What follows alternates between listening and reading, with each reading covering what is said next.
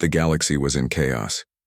News of the Galactic Council's betrayal spread like wildfire across human colonies, leaving millions reeling from the shock. On the outer rim planet of Eridanus 7, Daniel Carter sat alone in his dimly lit office, staring at a holographic message hovering above his desk. The words on the screen confirmed humanity's worst fears. The Council, once seen as an alliance of peace and progress, had secretly conspired with the Zorathians, a ruthless alien species, to strip Earth of its resources and relocate its population to overcrowded refugee zones. Daniel leaned back in his chair, his mind racing. He clenched his fists as anger boiled inside him. How could they do this? The Council had promised unity and prosperity for all intelligent species. Instead, they had turned their backs on humanity, treating them like pawns in a game they never agreed to play. His thoughts were interrupted by a soft knock on the door. "Come in," he said, his voice low but firm. The door slid open, revealing Laura Bennett, a young but brilliant astrophysicist who had been working tirelessly to uncover evidence of the conspiracy. She stepped inside, her face pale and her hands trembling slightly as she held up a small data chip. "Daniel, I found it," she said, her voice barely above a whisper. "Everything we suspected, it's all here." Daniel stood up and walked over to her. "Are you sure?" he asked, his eyes narrowing as he studied her expression. Laura nodded. "Yes. The Council's plans for mass relocation, their deals with the Zorathians, it's all documented on this chip." She handed it to him, her fingers brushing against his for a brief moment. "We need to warn Earth before it's too late." Daniel took the chip and examined it carefully. He knew how dangerous this information was. If the Council discovered they had it, they would stop at nothing to silence them. But if they didn't act, billions of lives would be at risk. "All right," he said finally. "We'll transmit this intel back to Earth. But we have to be careful. The Council already knows someone leaked their secrets, and they're hunting for whoever did it." Laura swallowed hard. "What's the plan?" "We need to reach the orbital relay station," Daniel replied. "It's the only place where we can broadcast this message across all human communication channels. Once it's out there, everyone will know the truth." Before they could discuss further, alarms blared throughout the colony. Red warning lights flashed in the hallway outside Daniel's office, casting an eerie glow through the glass walls. Both Daniel and Laura froze, their hearts pounding. "They're here," Laura whispered, her eyes wide with fear. Daniel moved quickly, grabbing a small bag from behind his desk and stuffing the data chip inside. "Stay close to me," he said, his voice steady despite the chaos unfolding around them. "We need to get to the maintenance tunnels. It's the safest way to the relay station." They slipped out of the office and into the crowded corridor. People were running in every direction, shouting and panicking as Council enforcers stormed the area. Daniel and Laura pushed through the throng, keeping their heads down to avoid drawing attention. As they reached the entrance to the maintenance tunnels, a group of armed guards appeared at the far end of the hall. "This way," Daniel hissed, pulling Laura into the shadows.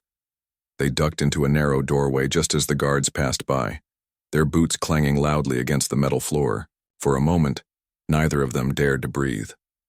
Once the coast was clear, they continued their journey through the labyrinthine tunnels. The air was damp and cold, and the faint hum of machinery echoed around them. Every step felt heavier than the last, the weight of their mission pressing down on their shoulders. After what felt like hours, they emerged into a large storage room filled with crates and equipment. That's when they heard a voice behind them. "You two look like you could use some help." Startled, Daniel and Laura spun around to see Ethan Cole standing there. A former soldier turned smuggler, Ethan had a rugged appearance and a confident smirk that seemed out of place given the situation. He carried a plasma rifle slung over his shoulder and wore a jacket patched together from various materials. "Ethan?" Daniel asked, surprised to see him. "What are you doing here?" "I heard the Council was sniffing around," Ethan replied casually. "Figured you might need a hand getting out of here alive."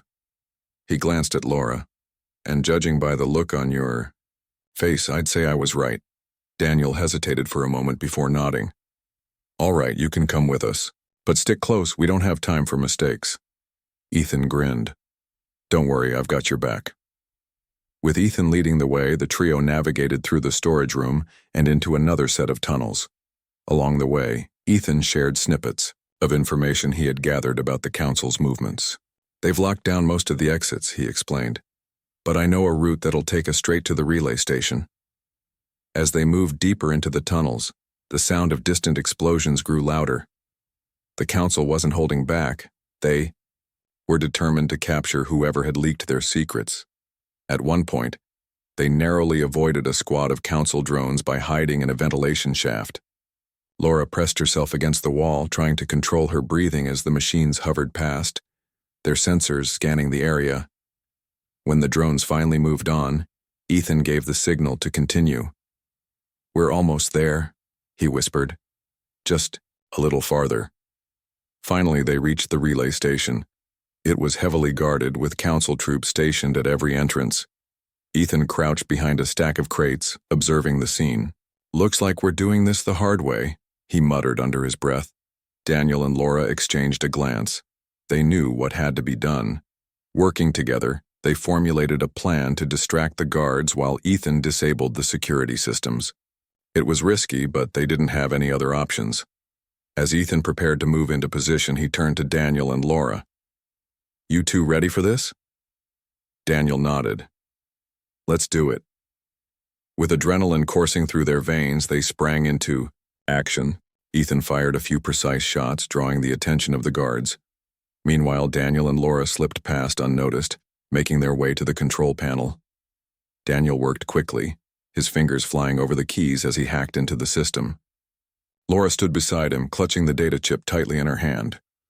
We're in, Daniel announced after several tense moments. Start uploading the files. Laura inserted the chip and initiated the transfer process. The screen flickered as the data began streaming into the network. Outside, the sound of gunfire grew louder as Ethan fought to hold off the advancing troops. Hurry. Up, Ethan shouted, taking cover behind a pillar. They're closing in. Just a few more seconds, Laura replied, her eyes glued to the screen. Finally, the upload completed. Daniel hit the transmit button, sending the message to every human. Settlement in the galaxy. It's done, he said, relief washing over him. But their victory was short-lived. Alarms blared throughout the station, and red warning lights flashed overhead. The Council had traced the signal and was closing in fast. Ethan grabbed Daniel and Laura, pulling them toward the exit. We need to go, now! They ran as fast as they could, dodging blasts from Council weapons as they made their escape. Behind them, the relay station erupted in flames, collapsing under the weight of the Council's retaliation. Ethan shielded Laura and Daniel with his body as debris rained down around them. When they finally reached safety, they stopped to catch their breath. Ethan grinned wryly, despite the chaos surrounding them. Well, that was fun, he quipped. Daniel shook his head, unable to suppress a small smile. Thanks, Ethan. We couldn't have done it without you. Ethan shrugged. Just doing my part. Now let's hope the rest of humanity is ready to fight back. As they looked out at the stars, the trio knew their work was far from over.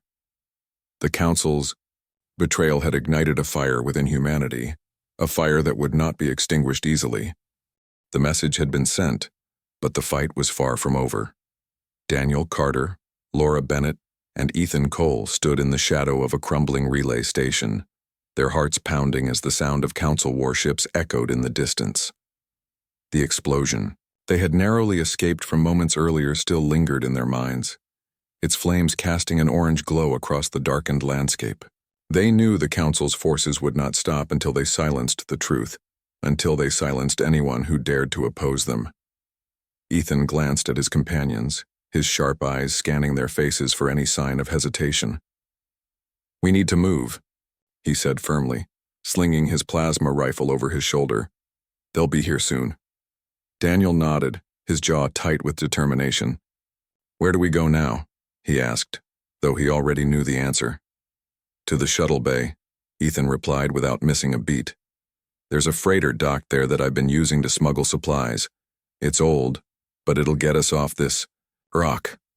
Laura adjusted the strap of her satchel, ensuring the data chip remained secure. Though the information it contained had already been broadcast, she refused to let it out of her sight. "What about the others?" she asked, her voice tinged with worry. "The people still on Eridanus 7, they're going to pay for what we've done." Ethan's expression softened slightly, but only for a moment. "We warned them," he said. "That's all we could do. If they want to survive, they'll follow our lead and fight back." Daniel placed a reassuring hand on Laura's shoulder. "He's right," he said. "We can't save everyone, not yet. But if we stay alive, we can help turn the tide." With that, the trio set off into the night, their footsteps crunching against the rocky ground. The air was thick with smoke and ash, remnants of the Council's relentless assault on the colony. As they moved, flashes of light illuminated the horizon, Council ships descending like vultures eager to claim their prize. Their journey to the shuttle bay was anything but smooth. Along the way, they encountered pockets of resistance, colonists armed with makeshift weapons desperately trying to hold off the Council's enforcers. Some begged for help, while others shouted warnings or pleaded for escape routes. Each encounter weighed heavily on Daniel, Laura, and Ethan, but they forced themselves to press on. Stopping meant risking capture, or worse. At one point, they found themselves pinned down behind a pile of rubble as a squad of Council drones patrolled the area. The machines hovered ominously, their sensors scanning every inch of the terrain. Ethan crouched low, his rifle at the ready. "Stay down," he whispered, his voice barely audible over the hum of the drones. Laura clutched her satchel tightly, her knuckles white. "What if they find us?" she murmured, her wide eyes darting between the drones and Ethan. "They won't," Ethan replied confidently. "Not if we keep our heads down." Minutes passed like hours as the trio waited for the drones to move on. Finally, the machines drifted away, their attention drawn elsewhere. Ethan exhaled sharply, lowering his weapon. "All right, let's go," he said, motioning for Daniel and Laura to follow him. As they continued their trek, the shuttle bay came into view. It was a sprawling complex surrounded by high walls and guarded by automated turrets. Ethan led them to a hidden entrance he had used during previous smuggling runs, bypassing the main gates entirely. Inside, the air was cooler, filled with the faint scent of oil and metal. Rows of shuttles lined the hangar, most of them damaged or abandoned. "There," Ethan said, pointing to a battered-looking freighter tucked away in a corner. "That's our ride." Daniel raised an eyebrow. "It doesn't look like much." "It doesn't have to look good," Ethan shot back. "It just has to fly." Together, they climbed aboard the ship, each taking their positions. Ethan manned the cockpit, his hands flying over the controls as he powered up the engines. Laura sat beside him, monitoring the ship systems and keeping an eye out for incoming threats. Daniel stationed himself near the rear hatch, ready to defend the ship if necessary. As the freighter lifted off the ground, alarms blared throughout the shuttle bay. Council troops rushed in from all directions, firing wildly at the fleeing vessel. Ethan maneuvered the ship with practiced skill, dodging blasts and weaving through obstacles. "Hold on," he shouted as the ship lurched forward, breaking free of the bay's magnetic locks. Outside, the vast expanse of space stretched before them, a sea of stars and endless possibilities. But their relief was short-lived. A squadron of Council fighters appeared on the horizon, closing in fast. Ethan gritted his teeth, pushing the freighter to its limits. "They're not giving up," he muttered under his breath. Laura scanned the radar, her brow furrowed in concentration. "3 ships inbound," she reported. "They're gaining on us." Daniel stepped into the cockpit, gripping the back of Ethan's seat. "Can we outrun them?" Ethan shook his head. "Not a chance. We'll have to lose them." With that, he executed a series of evasive maneuvers, spinning the ship around asteroids and diving into the shadow of a nearby moon. The Council fighters followed closely, their weapons blazing. One blast grazed the freighter's hull, sending sparks flying across the cabin. "We're hit," Laura exclaimed, frantically checking the damage report. Minor breach, Ethan replied, his voice calm despite the chaos. We'll live. For now. Finally, after what felt like an eternity, the freighter slipped into a dense asteroid field. The Council ships hesitated, unwilling to risk pursuing them further. Ethan grinned triumphantly as the enemy vessels disappeared from view. Looks like we lost them, he said, leaning back in his seat. For the first time since their escape, the trio allowed themselves a moment to breathe. Laura sank into her chair, her hands trembling as the adrenaline began to wear off. Daniel rested a hand on her shoulder, offering silent support. Even Ethan, usually so composed, looked visibly drained. But their respite was brief. The message they had broadcast was spreading rapidly, igniting outrage and defiance across human colonies. On Earth, protests erupted in cities worldwide, with citizens demanding answers from their leaders. Resistance groups formed overnight, arming themselves and preparing for the inevitable conflict. The Council's betrayal had united humanity, in a way no one could have predicted. Meanwhile, aboard the freighter, Daniel turned to his companions. This isn't over, he said, his tone resolute. The Council will come after us harder than ever now, but we've given humanity a fighting chance. Ethan nodded, his usual smirk returning. And we'll make sure they don't waste it. Laura looked out the viewport, her gaze fixed on the distant glow of Earth. We owe it to everyone who's counting on us, she said softly. To Ethan, and to everyone else who's sacrificed so much. As the freighter hurtled through space, the trio prepared for the battles ahead. They knew the road would be long and fraught with danger, but they also knew they weren't alone.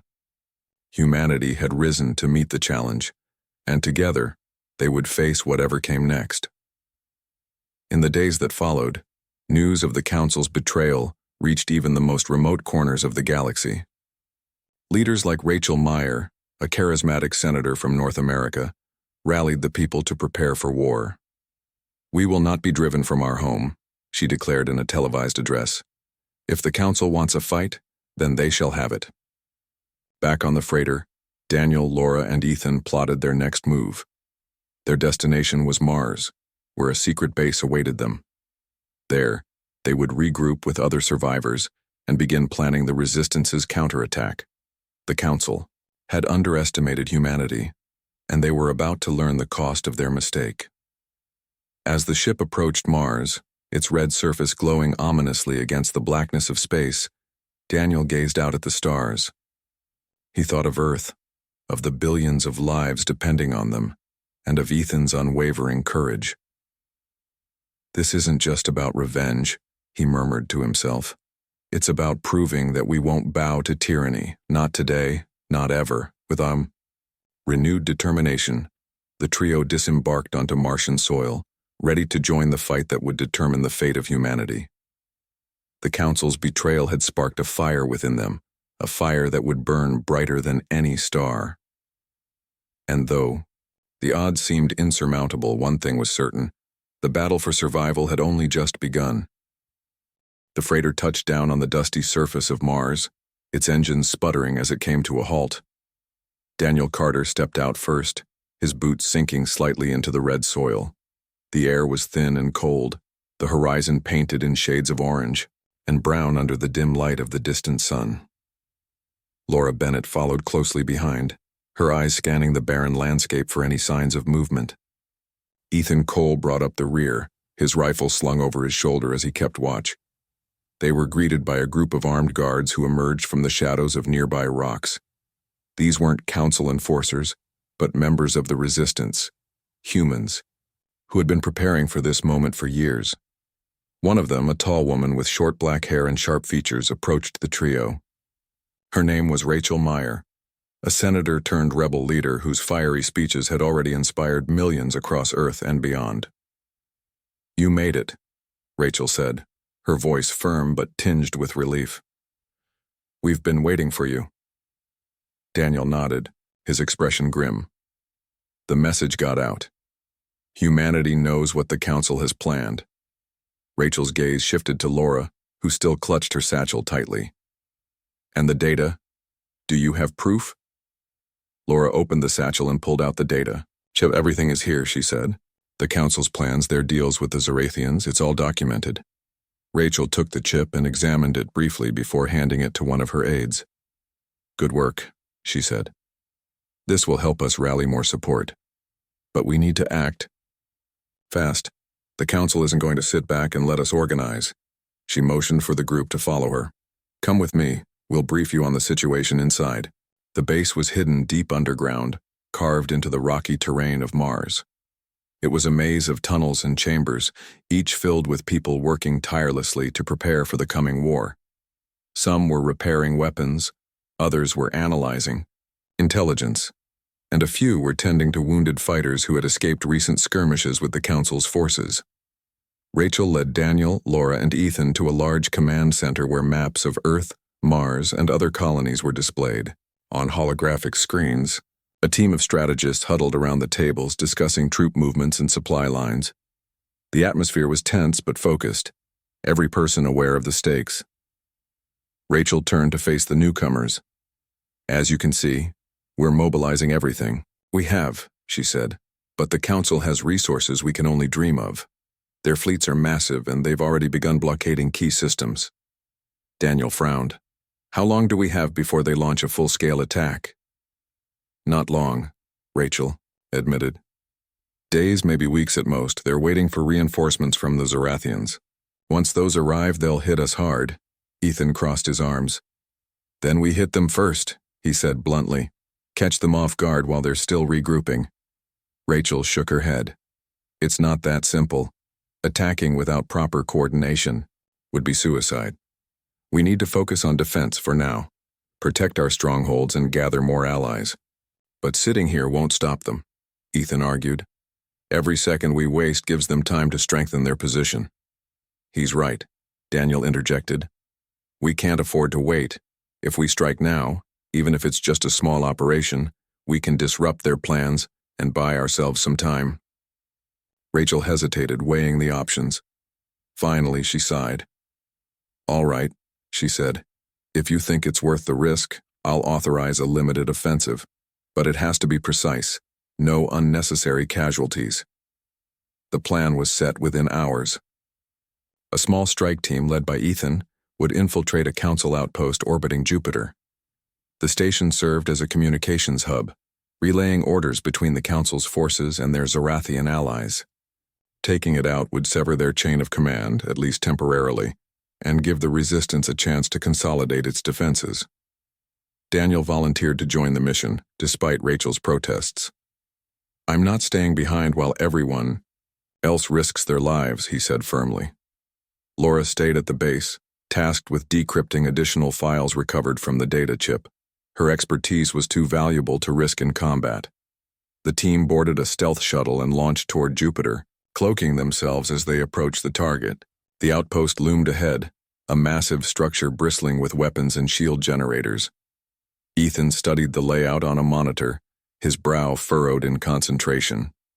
"Here's the plan," he said, pointing to a weak point in the station's defenses. "We disable the shields, breach the perimeter, and plant explosives in the core. Then we get out before they realize what's happening." Daniel nodded. "Simple enough." Ethan smirked. "Don't jinx it." The infiltration went smoothly, at first. The team slipped past patrols and disabled the shield generators without raising alarms. But as they planted the explosives, things began to unravel. A Council patrol stumbled upon them, opening fire before they could retreat. Ethan returned fire, covering Daniel as he finished setting the charges. "We're out of time," Ethan shouted. "Fall back." They ran through the corridors, dodging blasts and alarms blaring throughout the station. Behind them, explosions rocked the structure as the charges detonated, sending shockwaves rippling through the metal walls. The team barely made it to the escape pod before the entire station collapsed in a fiery inferno. Back aboard the shuttle, Daniel and Ethan exchanged exhausted glances. "Mission accomplished," Ethan said, though his tone was subdued. When they returned to the base, news of their success had already spread. Morale among the resistance fighters soared, fueled by the knowledge that humanity could fight back. Rachel praised the team for their bravery, though she warned them not to grow complacent. This victory won't stop the Council, she reminded them, but it proves we can stand against them. Keep pushing forward, and we might just have a chance. As the days passed, the resistance grew stronger. Ships from across the galaxy joined their cause, carrying supplies, weapons, and volunteers eager to defend Earth. Leaders like Rachel became symbols of hope, rallying humanity to unite against the Council's tyranny. But the Council wasn't idle. Reports poured in of increased activity near Earth's orbit, signaling an imminent invasion. The final battle was looming, and everyone knew it. One evening, Daniel stood outside the base, staring up at the stars. Laura joined him, her arms wrapped around herself against the cold. "Do you think we can win?" she asked quietly. Daniel didn't answer immediately. He thought of all the sacrifices that had been made, the lives lost, the homes destroyed, and of the countless others who still depended on them. "I don't know," he admitted finally. "But I do know one thing. We can't give up. Not now. Not ever." Laura nodded, her resolve strengthening. "Then we keep fighting," she said, "for everyone who believes in us." Together, they turned back toward the base, ready to face whatever came next. The road ahead would be long and perilous, but they were determined to see it through. The Council had underestimated humanity once. They wouldn't make the same mistake again. The final days before the Council's invasion were a blur of activity.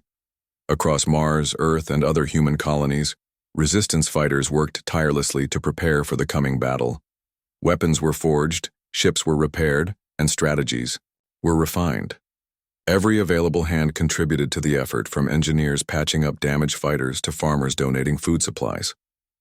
Humanity had united in a way no one could have imagined, driven by a shared determination to protect their home.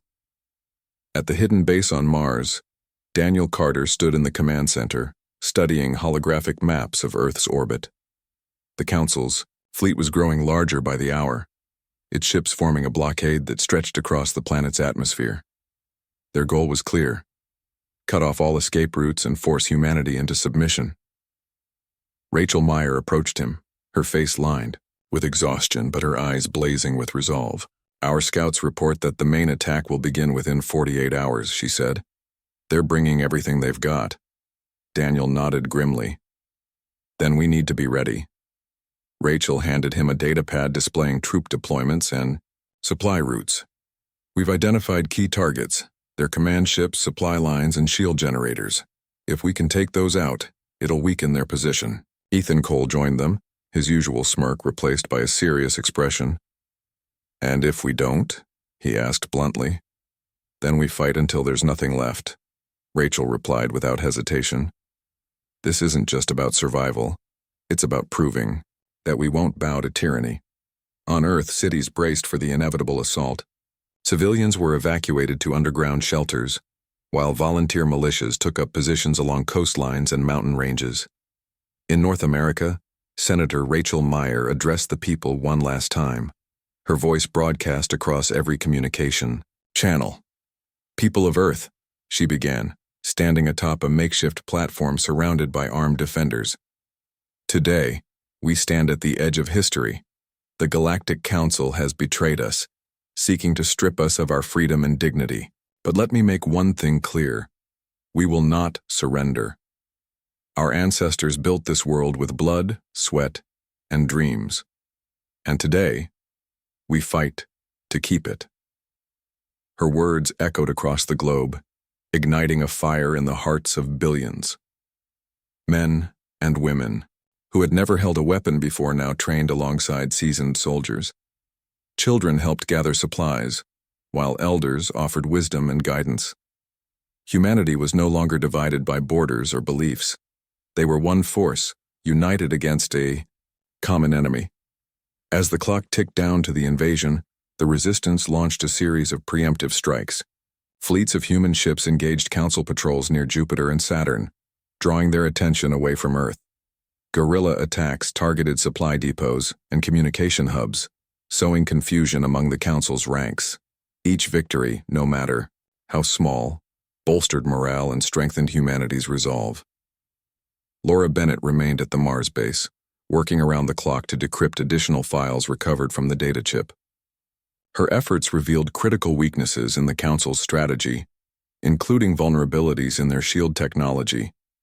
She relayed this information to Rachel and the other leaders, who quickly incorporated it into their plans. "We can disable their shields during the initial assault," Laura explained during a briefing. "If we time it right, we'll create an opening for our forces to strike." Rachel nodded approvingly. "Good work. This could turn the tide in our favor." The day of the invasion arrived. The sky above Earth darkened as the Council's massive fleet descended, blotting out the sun. Ships filled the air, their engines roaring like thunder. Ground troops deployed in waves supported by armored vehicles and drones. The first clashes erupted along coastal regions, where resistance fighters fought fiercely to hold their ground. In space, the battle raged just as intensely. Human ships swarmed the Council's fleet, using speed and agility to outmaneuver their larger opponents. Explosions lit up the void as vessels collided, sending debris spiraling into the darkness. Ethan led a squadron of fighters, his ship darting between enemy cruisers as he fired relentlessly. "This is insane," one of his pilots shouted over the comms. "There's too many of them." "Just stay focused," Ethan barked back. "We hold the line." Back on Earth, Daniel coordinated ground operations from a secure bunker. He watched live feeds of the battles unfolding across the planet, issuing orders and redirecting reinforcements as needed. His voice remained calm, even as chaos erupted around him. "Laura, how's the shield disruption going?" he asked through his headset. "Almost there," came her reply. "Give me 2 more minutes." "Make it 1, Daniel said firmly. "We're losing ground fast." Finally, the signal came. "Shields are down," Laura announced triumphantly. "You're clear to strike." Human ships seized the opportunity, launching concentrated attacks on the Council's command vessels. One by one, the massive ships fell, their destruction sending shockwaves through the fleet. On the ground, resistance fighters pushed forward, reclaiming territory block by block. But the Council wasn't defeated yet. Reinforcements arrived in the form of Zorathian warships, their sleek designs slicing through the battlefield with deadly precision. These new arrivals turned the tide once again, forcing the resistance to retreat under heavy fire. Inside the Mars base, Rachel gathered her top advisors for an emergency meeting. "We're running out of options," she admitted.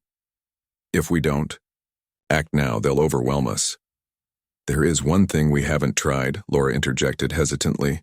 All eyes turned to her. The data chip contains schematics for a prototype weapon, an electromagnetic pulse capable of disabling entire fleets. "It's experimental, but it might work." Rachel considered this for a moment. "Where is it?" "On Earth," Laura replied. "In a research facility outside Chicago. If we can retrieve it and deploy it here," she pointed to a map of the solar system, "we can cripple their fleet for good." "It's risky," Daniel said, "but it's our best shot." Rachel nodded decisively. "Do it. Assemble a team and get moving." The mission to retrieve the EMP device was fraught with danger. A small group led by Daniel and Ethan infiltrated the heavily guarded facility. They fought their way through waves of Council enforcers, narrowly avoiding traps and ambushes. When they finally reached the lab, they found the prototype intact, though missing several key components. "We'll have to improvise," Daniel said, examining the device. With Ethan covering him, he worked quickly to assemble the weapon, using spare parts scavenged from the lab. Once completed, they loaded the EMP onto a transport ship and raced back toward the front lines. Time was running out. The Council's forces were closing in, and Earth's defenses were crumbling. The EMP was deployed just as the Zorathians launched a final assault. The device activated with a blinding flash, sending a pulse of energy, rippling through space. Council ships faltered, their systems shutting down as the EMP disrupted their power grids. Resistance fighters seized the moment, launching a coordinated counterattack that shattered what remained of the enemy fleet. On the ground, the tide turned as well. Without air support, the Council's ground troops were overwhelmed. Cities that had been on the brink of collapse were reclaimed, their streets filled with cheering crowds. When the dust settled, humanity emerged victorious, but scarred. Billions had died, and countless homes had been destroyed. Yet, amidst the ruins, hope began to bloom. The Council's betrayal had sparked a unity among humans that would never fade. Together they vowed to rebuild, not just their world, but their future. As Daniel, Laura, and Ethan stood together overlooking the battered landscape, they knew the fight was far from over. The Council still existed, and the Zorathians would not forget this defeat. But for now, humanity had proven itself stronger than anyone thought possible. "We did it," Laura said softly, her voice trembling with emotion. Daniel placed a hand on her shoulder. "No," he corrected. "We survived. And we'll keep surviving for as long as it takes." The aftermath of the battle left Earth and its colonies in ruins. Smoke still rose from cities that had been battlegrounds, and the scars of war were everywhere. Streets were littered with debris, buildings lay in rubble, and the air carried the faint smell of ash and metal. Yet amidst the destruction there was a sense of quiet determination. Survivors worked tirelessly to rebuild, their hands calloused and their spirits unbroken. Daniel Carter stood on the edge of what had once been a bustling city square. Now, it was little more than a crater surrounded by shattered glass and twisted steel. He watched as volunteers cleared away rubble, their faces streaked with dirt but lit with purpose. Nearby, makeshift tents housed those who had lost everything. Yet even here, people shared food and supplies, refusing to let despair take hold. Laura Bennett approached him, her arms laden with medical supplies she had salvaged from a nearby shelter. "We're running low," she said, her voice tinged with worry. "If we don't get more soon, we won't be able to treat the wounded." Daniel nodded, his expression grim. "I'll send a message to Rachel. She's coordinating supply drops from Mars. We'll make do until then." Laura sighed, setting the supplies down on a nearby table. "It's not just medicine we need. People are hungry, cold, and scared. They've given so much already, and now they're being asked to give even more." Daniel placed a hand on her shoulder. "They're doing it because they believe in us. In all of us. We can't let them down." On Mars, Rachel Meyer oversaw the distribution of resources to Earth and other colonies. The base buzzed with activity as teams loaded ships with food, medicine, and building materials. Despite the exhaustion etched on everyone's faces, there was a sense of urgency, a shared understanding that humanity's survival depended on their efforts. Ethan Cole walked into the command center, his usual smirk replaced by a look of concern. "We've got trouble," he announced, drawing Rachel's attention. "Council survivors are regrouping near Venus. Looks like they're planning another attack." Rachel frowned, studying the map Ethan had brought with him. "How many?" "Too many," Ethan replied bluntly. "And they've got Zorathian reinforcements. If they come at us again, we might not survive a second round." Rachel clenched her fists, her mind racing. "We need to hit them first," she said finally. "Before they have time to organize." Ethan shook his head. "With what? Our fleet is barely holding together as it is. Half our ships are damaged, and the rest are stretched thin defending Earth." "We don't have a choice," Rachel shot back. "If we wait for them to strike, we lose. We've come too far to give up now." Back on Earth, Daniel and Laura joined a meeting of local leaders to discuss defense strategies. The Council's defeat had weakened their forces, but everyone knew it was only a matter of time before they retaliated. Plans were drawn up to fortify key locations, establish early warning systems, and train civilians in combat techniques. One leader, a grizzled man named Samuel, spoke up. "We can't keep fighting like this forever. Sooner or later we'll run, out of supplies, manpower, or both. What we need is a way to end this for good." Daniel nodded. "He's right. We need to find a way to dismantle the Council completely. As long as they exist, they'll keep coming after us." Laura chimed in, her voice steady despite the weight of the situation. "There's something else in the data chip, the schematics for a device called Project Eclipse. It's designed to disrupt interstellar travel by creating massive gravitational anomalies. If we could build it, we could cut off the Council's ability to move between planets." Samuel raised an eyebrow. That sounds risky. What if it affects us too? It's calibrated specifically for Council technology, Laura explained. Their ships rely on different systems than ours. If we deploy it strategically, we can cripple their mobility without harming ourselves. Daniel turned to the group. It's worth considering, but building it won't be easy. We'll need every resource we can spare. The decision was made to prioritize Project Eclipse. Teams of scientists and engineers worked around the clock to construct the device, using whatever materials they could scavenge. Factories that had once produced consumer goods were repurposed to manufacture components, while miners risked their lives to extract rare elements needed for the project. Meanwhile, resistance fighters prepared for another potential assault. Training camps sprang up across continents, teaching volunteers how to handle weapons, set traps, and coordinate attacks. Children learned basic survival skills, while elders passed down stories of resilience and courage. As weeks passed, tensions grew. Reports of Council activity near Venus became more frequent, and scouts warned of increasing troop movements. Ships patrolled Earth's orbit, ready to intercept any incoming threats. Everyone knew the next confrontation would decide humanity's foe. Finally, the day came when Project Eclipse was completed.